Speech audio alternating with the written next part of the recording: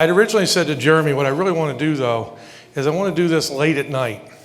I want to have in the middle of the room a nice campfire. I want to turn the lights down low. I'll be up here with a flashlight, and I'll tell you a dystopian horror story that's even more scary because it's true. But Jeremy says there's lots of things I can do. I don't think I can pull that one off. And so here we are. First of all, before I get started, I want to give credit to my two co-authors on this. In fact, if it weren't for the two of them, nobody would know anything about what I'm about to tell you. They are also polar opposites of people. John Nichols is originally from Delaware. He lives in Delaware. He is currently a citizen activist. He, though, is a conservative and a former financial planner. And he became an activist because he said, what I wanted to do was I wanted to put solar panels on the roof of my house. And I brought a gentleman in to tell me, he says, it's going to be a great thing. What you'll do is we'll put them on the roof of the house. You'll have a 30-year return period, and they'll last for about 20 years. And he said, I'm a financial planner. This sounds like a terrible investment. The guy says, oh, you don't understand. The government will pay you for doing this. And John said, I'm a financial planner. That sounds like a Ponzi scheme. So the guy said, no, you don't understand. You're doing it to save the planet from carbon dioxide pollution. So he said, I went through the email, I went through internet and so forth and tried to figure out who the most important, most influential, most knowledgeable person was. And he called him and he said, Dr. Fred Singer, I need your help. And Fred said, I don't have time to help you, but there's a guy in Delaware named Legates you should get in touch with, and the rest, they say, is history. On the other extreme is Lindsay Levine. He runs a blog, greenexplored.com, where green lives matter. He was born in South Africa. He lives in California, and he's a liberal. But he's also a chemical engineer, and he's won numerous awards. And I'll go down the list, but I'll give you one. In 2011, the Northern California chapter of the American Institute of Chemical Engineers awarded Lindsay the Professional Development Award for Lifetime Achievement. Usually the award is given to a distinguished academic at either UC Berkeley or Stanford. So he wins it anyway. So he is a very top-notch chemical engineer, and so between the two of them, they have sort of exposed what I'm about to show you. Now, with any good horror movie, it always begins on a nice, bright, sunshiny day. So we find ourselves at the Daimler Chrysler Newark Assembly Plant in Newark, Delaware. It was opened actually in 1951 to produce military tanks, was converted to Plymouth Dodge automobiles in 1957. In 1997, the plant was converted to produce SUVs, most particularly the Dodge Durango and the Chrysler Aspen. The 3.4 million square foot assembly plant on 272 acres employed 2,100 people, all of whom lost their jobs when the plant was idled in December of 2008. The University of Delaware bought the property, and they razed everything except for the water tower and the facade of the main building. This is the General Motors Boxwood Road facility. It was opened in 1947. It was a 3.2 million square foot manufacturing center on 142 acres of land, had as many as 5,000 employees. It produced cars for GM, Chevy, Pontiac, Saturn, Opel, Buick, and Daewoo brands. But as part of the 2009 bankruptcy and restructuring of GM, the production ceased on Tuesday, July 28, 2009, just 7 months after the closure of the Chrysler plant. This closure essentially meant that there was no more automobile production in the Northeast United States. Never fear, though, because the Boxwood Road facility was touted as the future of manufacturing in Delaware when Fisker Automotive promised to build sporty hybrid cars here in 2010. Governor Jack Markell announced a $21.5 million economic incentive for Fisker Automotive to build the plug-in hybrid sedans. And as you can see, Vice President and former Delaware Senator Joe Biden joined Fisker Automotive executives at the opening. Fisker Automotive planned to begin production by late 2012 and promised to create 2,000 factory jobs and 3,000 vendor and supplier jobs. By 2014, it would produce up to 100,000 vehicles a year, with more than half being exported. In addition to the $21.5 million in state subsidies, Fisker Automotive also was awarded more than $500 million, and yes, that's billion, $500 million Department of Energy loan. In case you're confused, I'm confused now. The blue thing is the Fisker car, but I've always wondered what a plug-in hybrid electric jet plane would look like. But you know where the story goes. Like all good horror stories. Fisker Automotive failed, filed for bankruptcy in 2013. They never built a single car or employed a single worker in Delaware. The state recouped a very small amount of its $21.5 million incentive money, and the federal government recouped even less of its $500 million outlay. So here we are in late 2012. Daimler, Chrysler, GM are out of business. This Fisker Automotive is in bankruptcy. The state had hemorrhaged jobs and income. We've lost about 7,000 manufacturing jobs. The state revenue loss is $144 million to Daimler Chrysler and $182 to General Motors. We've lost approximately $20 million on Fisker and about $24 million on purchasing the Chrysler plant. So the question is, what on earth is Delaware going to do about this?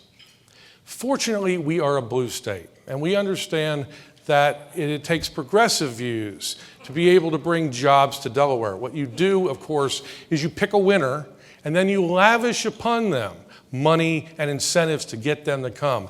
That's how it works. And so our governor, Jack Markell, fortunately had hired, as the Secretary of the Department of Natural Resources and Environmental Control, the youngest secretary of any gubernatorial staff in the country. This man was named, he's no longer there, Colin O'Mara, who was known as a 30-year-old climate change wunderkind. Essentially, he was going to make Delaware green, and we would be living and thriving off of green energy and green jobs. He then turned to, since he was from California, he turned to a company that was down the street, I should say, from him, making fuel cells. And that company is Bloom Energy. Now, Colin O'Mara has done a number of other things before he left to become the head of the Audubon Society. Left with the birds, apparently, I don't know, but any event. And this is something he did called prospective incorporation by reference. And what it says is, this was signed by the government as executive order, and nobody knew about it until John Nichols made it public, and then they secretly snuck it back out. But prospective incorporation by reference means that any supplements, amendments, and any other changes, including without limitation, repeals or stays that affect the meaning or operational status of a California rule brought about by either judicial or administrative action and adopted or otherwise noticed by the state of California, shall be paralleled by a similar change to the Delaware regulation so that the Delaware regulation will have the same meaning and status as its California counterpart. What that means is whatever happens in California doesn't stay in California, it also immediately migrates to Delaware. So if they change their air quality standards, we change ours too without a signature from the governor, without a vote from the legislature, and without even notifying the people or the citizens of the state of Delaware. Thank you, Colin. But in April 27th, 2012, we had the Bloom Energy groundbreaking event at the UD Star campus, which was formerly the Daimler Chrysler plant. And I want to play a brief clip of that event. And I want you to listen to what they say as their mission statement, what they're going to do, and what their values and goals really are. The goal, frankly, was simple. We wanted to build here again, and Bloom Energy was an obvious choice to try and recruit here to Delaware. And they told us that the demand for their energy servers was growing quickly. They needed to build a manufacturing facility somewhere here on the East Coast, and we were determined that they build it here. Because Delaware is a small state with big ideas and with huge potential. And when we started the company, the mission was very simple. The mission was to find a way to provide clean, reliable energy in an accessible and affordable way to all 9 billion people on the planet. What gives a really small company, growing fast, but a really small company, the audacity to dream that way? The answer actually is the strength, the courage, the boldness comes from our people. So why Bloom and Delaware? It's the values. You put people first, we put people first. We're looking forward to building this dream and vision out here with each one of your help. I've got a hunch, KR, that you and your team are going to make everybody here who believed in this project, who believes in your company, who believes in you, all the prouder. There is a catalyst in that humming box that has solved a century-old challenge. How do you make solid oxide fuel cells work in a way that is safe, that is clean, and is affordable? In the end, I don't know exactly what the catalyst is in that box, but I know what the catalyst is in this room. And it is the values and the willingness to come together and to find real solutions of the people of Delaware.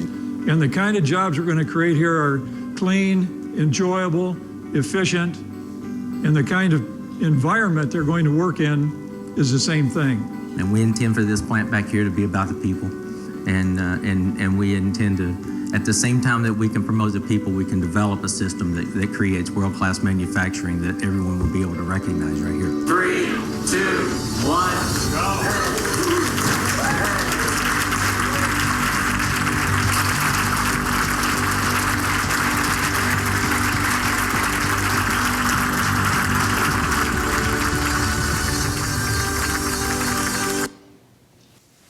So their mission statement is to make clean and reliable energy affordable and accessible to all 9 billion people on the planet. How are they going to do it? People and values, because remember, they put people first.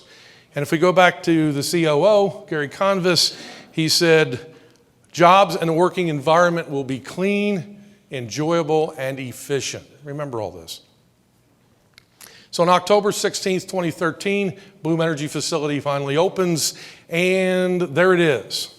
Nearly 250,000 square foot of manufacturing space built by the state of Delaware for Bloom Energy. Now, here is the deal that they get. State of Delaware gives $16.5 million to establish a manufacturing facility on the UD Star campus. They will get a lease execution grant of $5.6 million. They will get a certificate of occupancy grant of $5.6 million. They will get a supplier incentive grant of $6,250 times all of the number of full-time workers they have renewed yearly.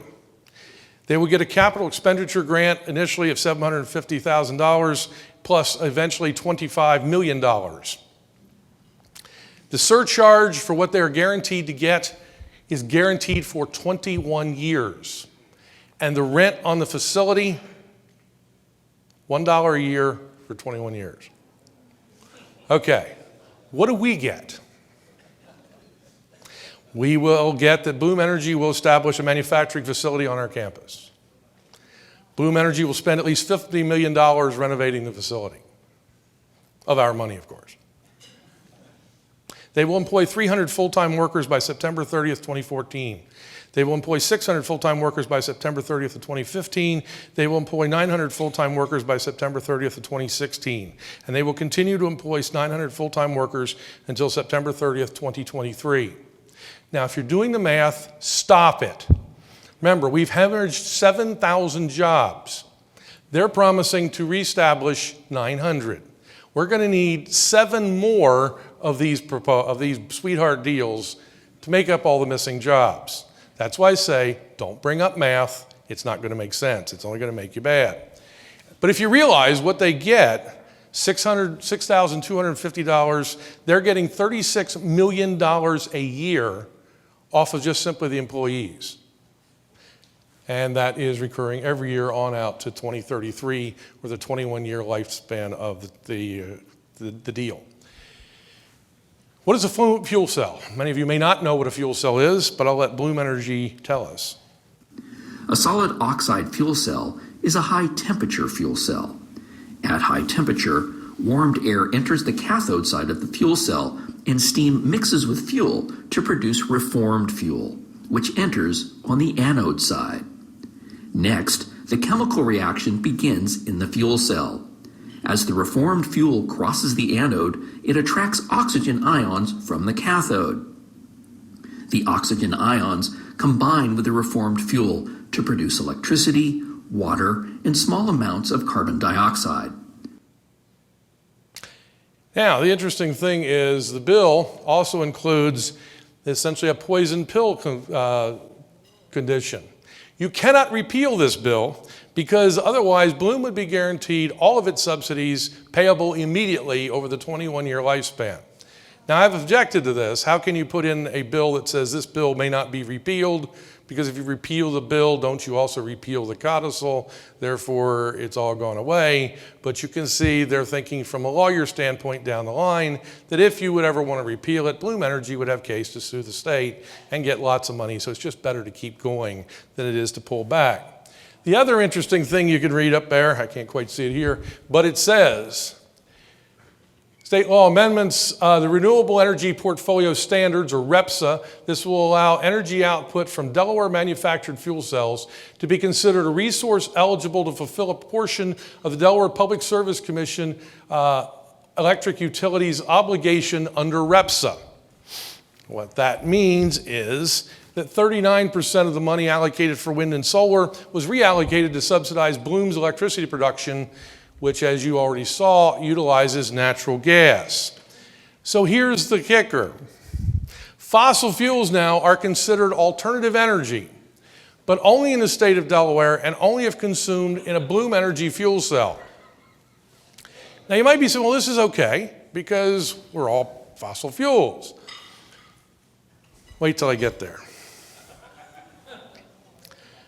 Here's my Delmarva Power Electric bill for July of 2018. I'm sure the August one is awaiting me in my mailbox for when I return. If you look at that, you will see it says down here, the breakout, and if we go to the bottom, there it is, the renewable compliance charge, wind and solar, and something called qualified fuel cells. Now, initially, they weren't going to break this out, but John Nichols mentioned at a Public Service Commission hearing, why don't you break it out so people could see where the money's going? And the commissioners thought this was a great idea until it got to the governor's office, which says, what are you talking about? We don't want these people to know what's going on. So they changed it from Bloom Energy to qualified fuel cell provider.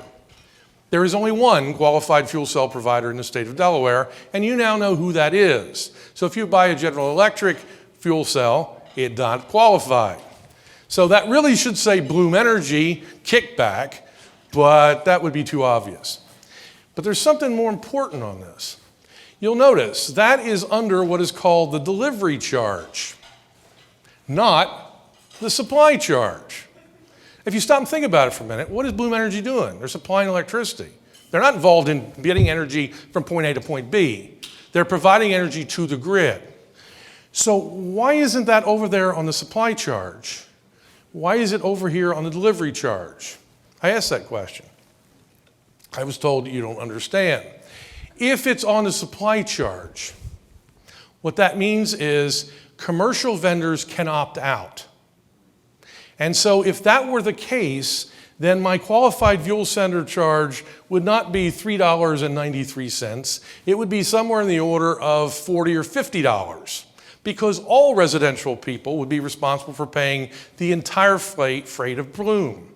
If, however, we move it from the supply to the delivery charge, then commercial vendors may not opt out, which is interesting because we're trying to get commercial ventures into the state of Delaware, and we're trying to keep them there. And so what do?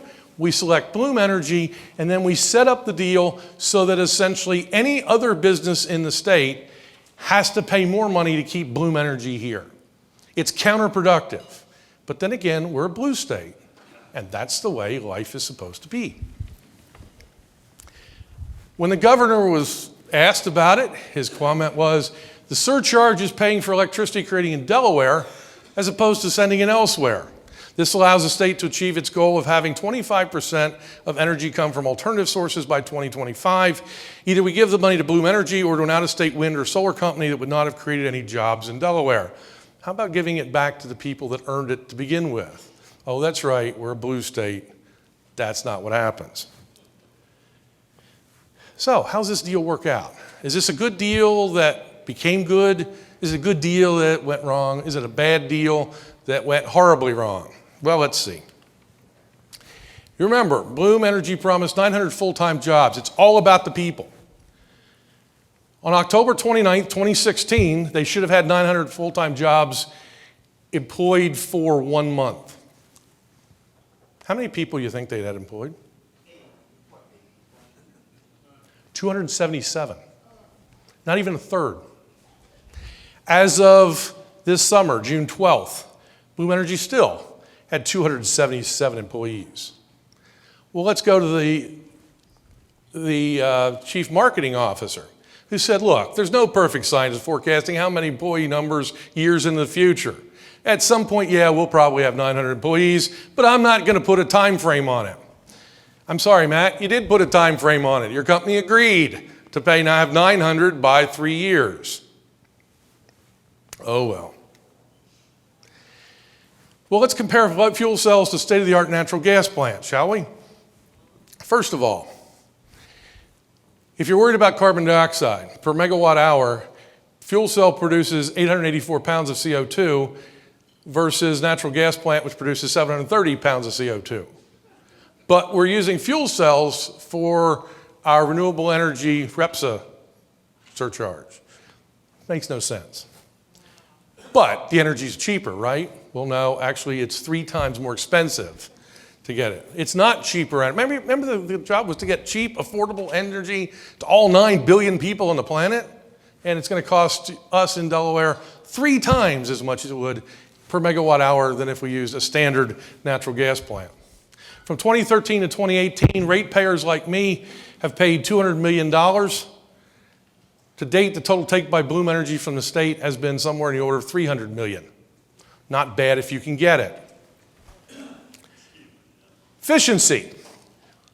Their stated efficiency was met for the first 3 months. After that, it's been much less efficient than it should have been or what was promised. This thing is like an onion, okay? And it's like a rotten onion. As you start to peel it back, you just get more and more rotten layers. Here's another one, for example, Bloom F-Series announced February 25th, 2009. If you're a small investor and you want to get in on the deal, we'll charge you $18.52 a share. But somebody else was working for Bloom Energy, and his name is Colin Powell. And Colin Powell was given shares of stock of the company on February 25th, 2009, the exact same date. And the market price that he's listed on his IRS tax form is it was worth $1.75 a share, not even 1/10 of what they were selling it on the same date. One thing is you never get sideways with the IRS. And is the IRS interested? Yes. And if you'd like to follow along, it's IRS case number 2018-010627. So now the non-rhetorical question. Why should you care? How many of you live in Delaware? How many of you get your energy from Delmarva Power? See, isn't this just simply a blue state doing stupid stuff that blue states normally do? And it's a lesson, stay away from blue states or stay away from whatever. But this is Doctors for Disaster Preparedness, and there's something you probably would be very interested in. It's 2 little words: hazardous waste. Now, I know what you're saying. Legates, we've seen the discussion. It's clean energy. Everybody said so in the previous diagram. We've seen your chemical equations. There's nothing that's hazardous waste in that chemical equation. There's methane, water, there is oxygen, carbon dioxide, water, heat, electricity. I don't see any hazardous waste anywhere in there. And in fact, it's almost a perpetual motion machine.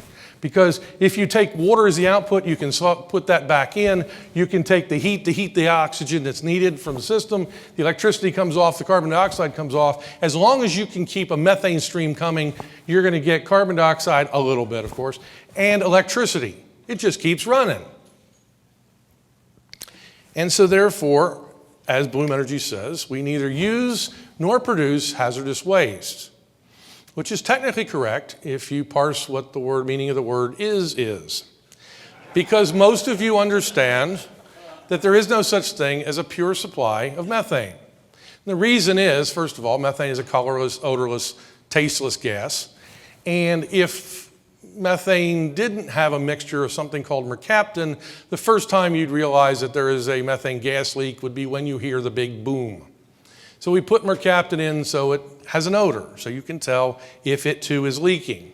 But there's all sorts of other fun things associated with methane gas, including arsenic, carbonyl sulfide, benzene, hydrogen sulfide, chromium, something I can't pronounce, lead, volatile organic compounds, and they must be removed in canisters.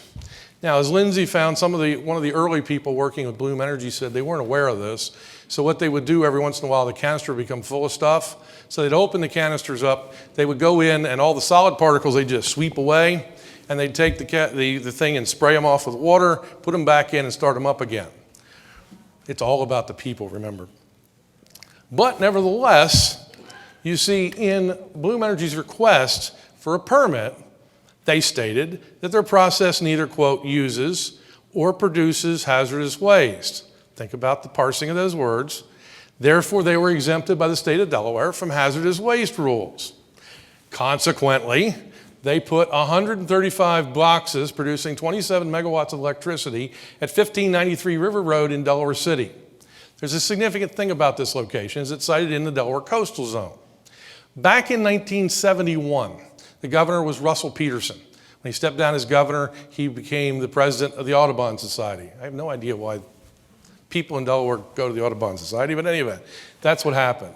But one of the things he was concerned about was that a big petrochemical plant had risen in Delaware, and he was afraid that Delaware was going to start to look like what southeastern Pennsylvania looks like now. So they said, okay, Motiva, now owned by Valero, is exempt, but you can't have anything else in this coastal zone, including any activity that will have impact on the environment, the economy, the aesthetics, neighboring land uses, and specifically excludes equipment using hazardous materials. Here is the current Valero plant, and there you can see its footprint.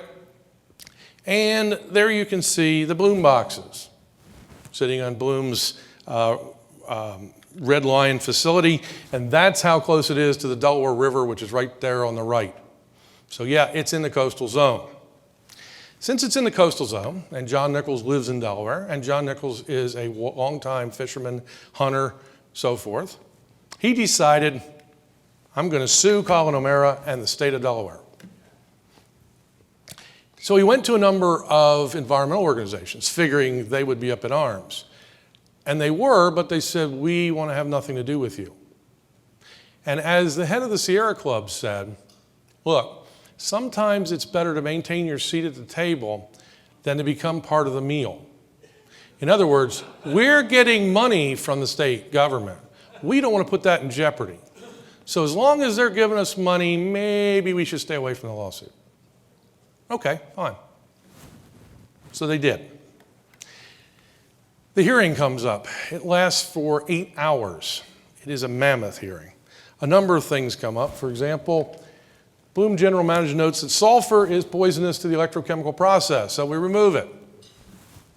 We use a resin bed. It's like a sponge that absorbs mercaptan and removes it from the gas. Mercaptan is non-toxic.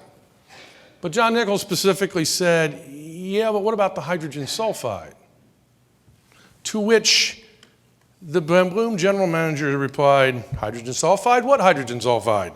There is no hydrogen sulfide used or produced in the process. Again, notice the words. And again, going back to his chemical equation, that's true. But there's something else that John Nichols had found out, and with help of Lindsay. And that is, Bloom Energy had been penalized for bringing in Mexican workers and paying them $2.66 an hour in pesos. They essentially had to pay back wages to the tune of about $32,000, and they were fined a hefty $6,160 in civil penalties. Now, the question you have to ask, why would they do this? Why would you bring in Mexican workers from your plant in Mexico, bring them into California, have them work for less than the California wage, pay them per diem, pay them travel, pay them lodging, and then send them back, but pay them in Mexico, as if they were never in California? Now, I can't prove it, but you got to believe it's got something to do with our two words, hazardous waste. How do I know that? How does John know that? The reason is, here is a request from California for training. They are requesting a total of, can't quite read it, $132,840 from the state for a number of things, including hazardous materials, including hydrogen sulfide awareness. So why are you asking for the state to pay you for hydrogen sulfide awareness if the stuff doesn't produce hydrogen sulfide? This is why this guy gets his money, right? He says, oh, it was our fault. We don't have anything to do with hydrogen sulfide. The people checking boxes, they got carried away. They just checked one too many boxes. So no, we don't have any need for doing it. It was our mistake. We didn't need hydrogen sulfide draining. Now, you know better than that. And everybody should have known better than that. Pounds of CO2 per megawatt hour, you can see what's permitted by the Coastal Zone Act and the fact that this is labeled as heavy industry. So it should have been slam dunk. Verdict comes in. See the environmentalist figure, here's what's going to happen. John Nichols is going to win. We will be out of it, so we will have saved our money, and we will have had him front the argument. He's going to lose. And if he loses, okay, we'll keep working on it from the backside. But we've also saved our money. In any event, it's a potentially win-win situation for us. So after 8 hours of discussion, the verdict comes in. John Nichols does not win. But John Nichols does not lose. In fact, the verdict is John Nichols has no standing. And in fact, nobody has standing to bring up a thing against the Coastal Zone Act, which means the Coastal Zone Act now is something that the government has created that it, at any point in time, can disavow itself of. Now, the environmentalists are horrified because you know what's going to happen and exactly what did happen. Last summer, Governor Carney, the new governor, signed a bill to amend Delaware's Coastal Zone Act to allow heavy industry back in. And who is screaming to high heavens? The environmentalist groups and members of Governor Peterson's family.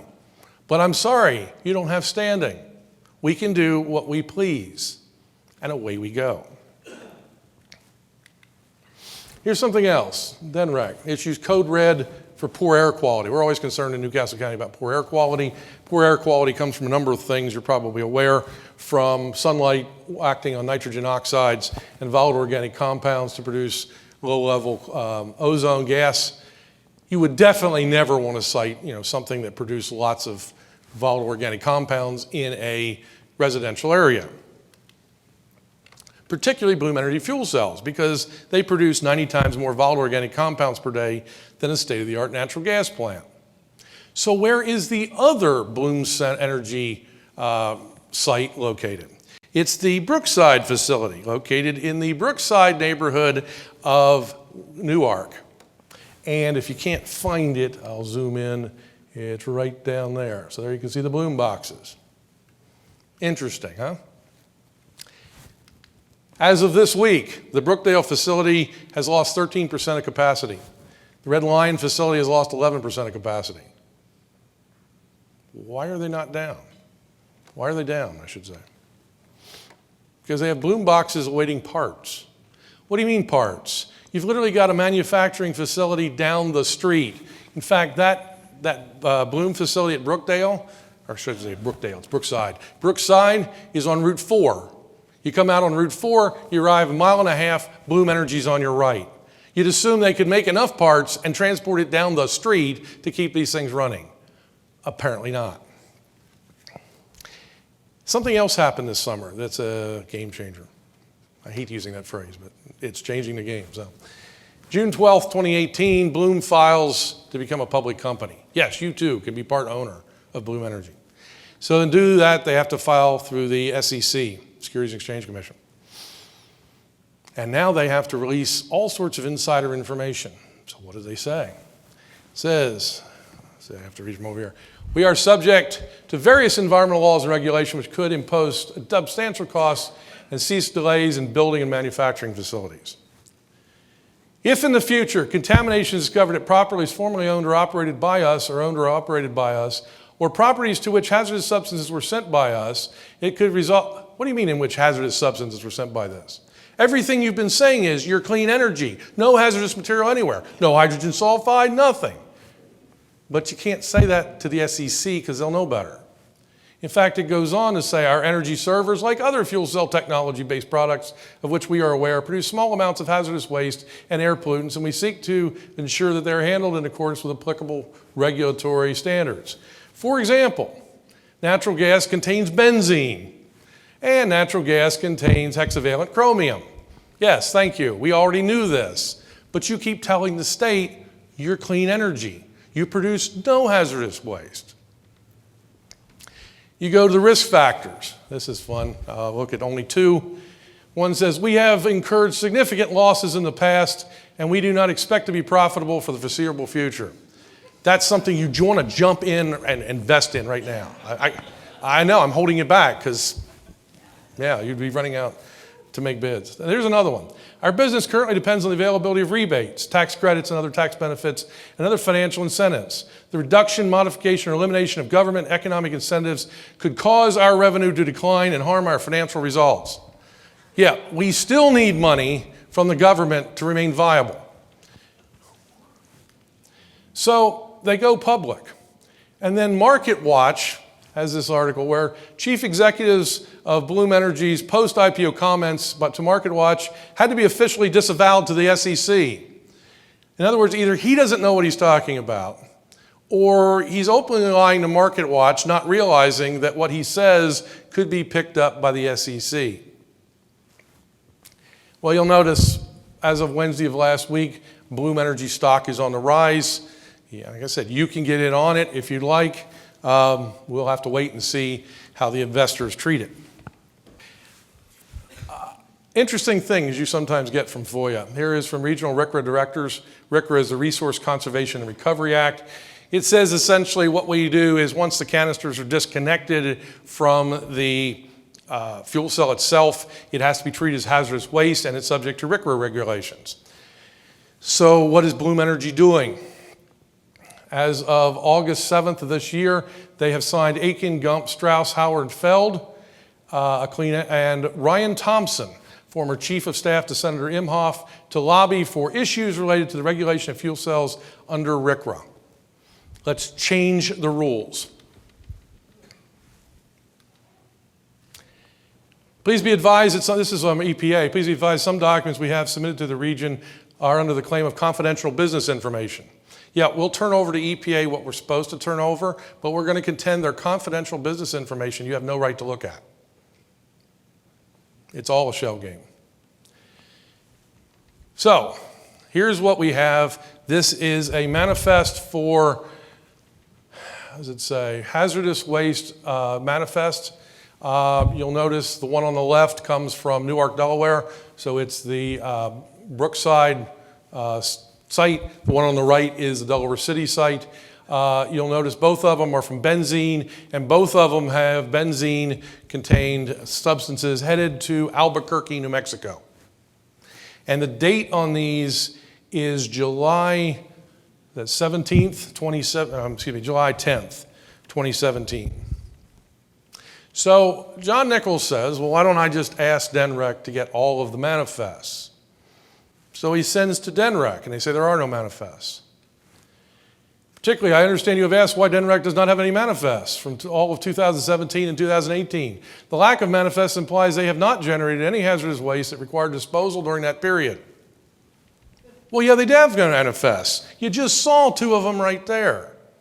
So they're telling the state, we don't produce hazardous waste, we don't export hazardous waste. But yet they are exporting hazardous waste.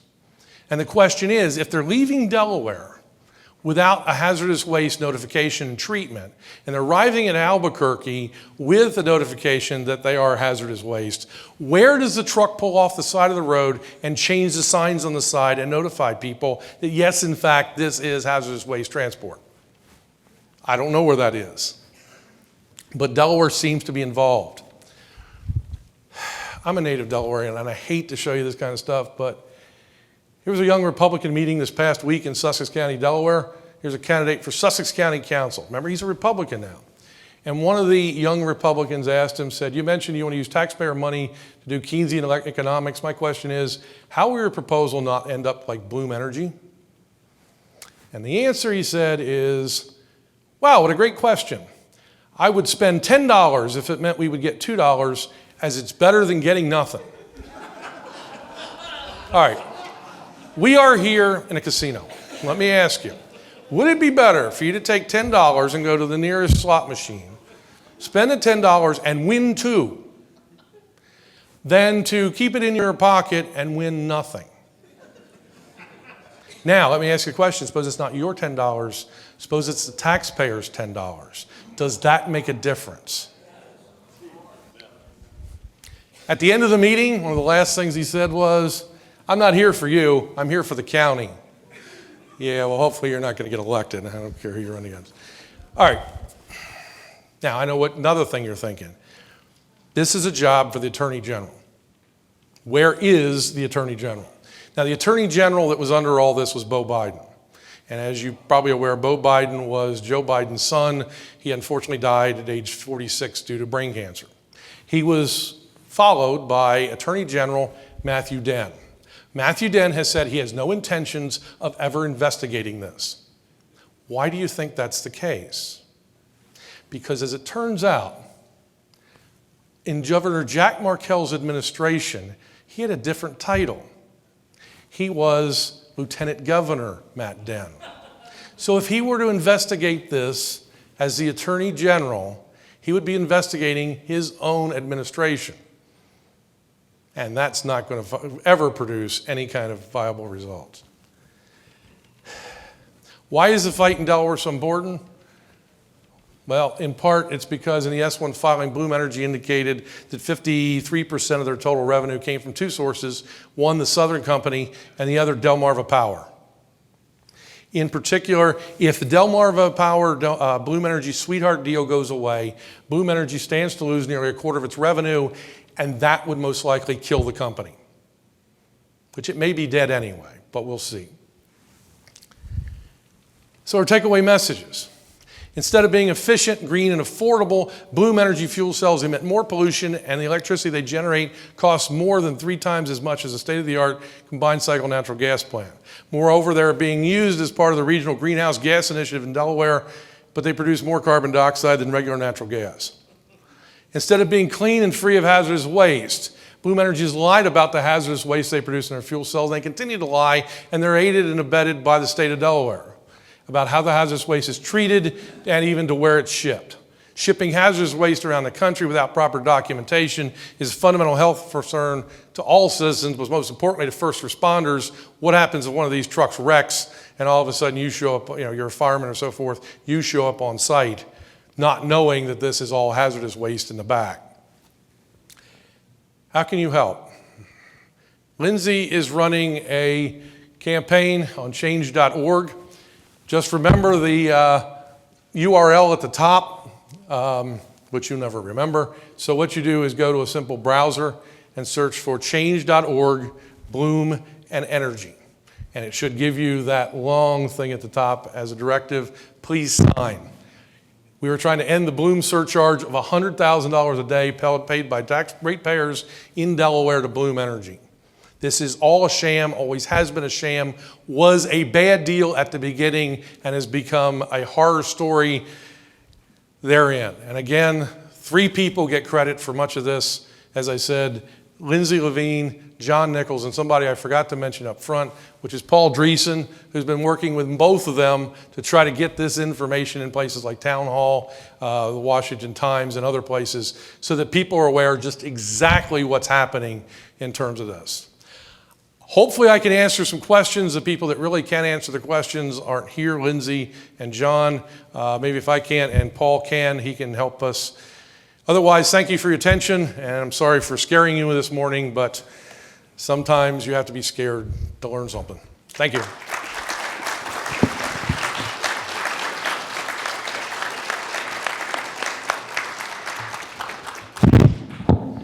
Awesome stuff, David.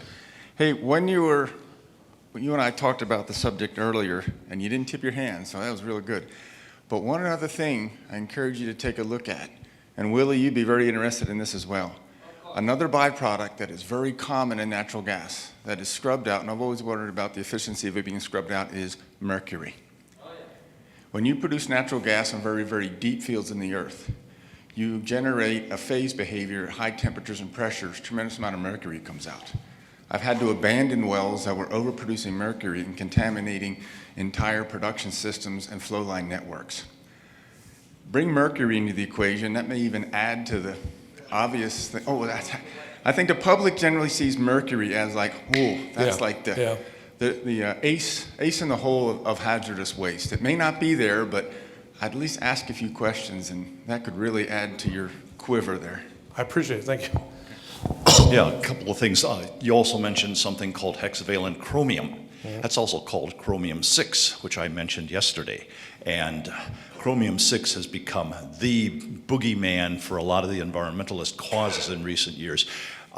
They've been attacking Duke Energy down in North Carolina because a little bit of chromium-6 in detectable amounts leaks out of their coal ash. And then people step forward and say, well, there's chromium-6 in up to 90% of all the drinking water in the United States coming from natural sources. So this is a scary thing. It's another thing to add to the quiver that you're going to be firing arrows from at Bloom Energy.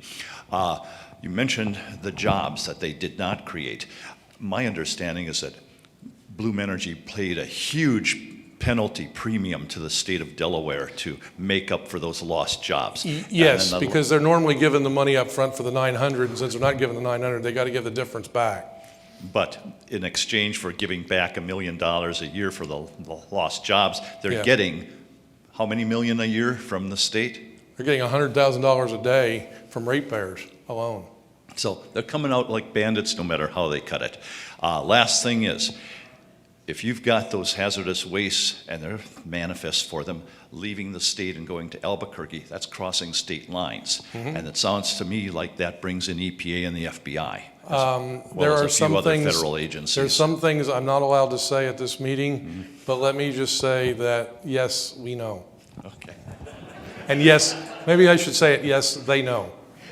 Great presentation. Thank you. Becky Norton Dunlop with the Heritage Foundation. David, I would like to invite you at your convenience, along with John and Lindsay and Paul, to come and give this presentation at the Heritage Foundation. We're 2 blocks from Capitol Hill, and I think if we have you there making this presentation and a little panel to discuss some of these issues, many of which can be heard then by other people who are now serving in the executive branch and even perhaps in Congress who ought to know some of these things, I'd be delighted to host you. I appreciate that very much. Very Let good. me get your Thank card you. before we leave. All right, great. We'll get information. Thank you.